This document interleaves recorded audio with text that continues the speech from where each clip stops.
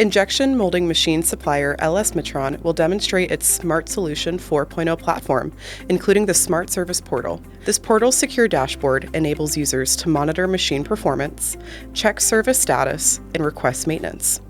Conditions are tracked with 4 status levels, and users can use the portal to order parts, view schematics, and monitor order status. Smart Remote Service provides real-time service support without the constraints of time and location in the event of an injection molding machine malfunction, minimizing customer downtime.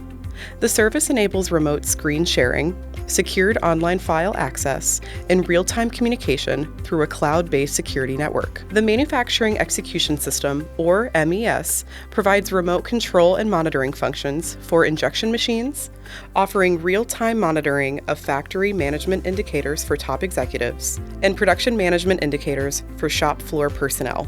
The small-scale MES solution, or EasyNet, provides the Remote Injection Service Interface, allowing users to check equipment status, production plan actuals, and causes of defects. Visit Mtron at PTXPO in Rosemont this March.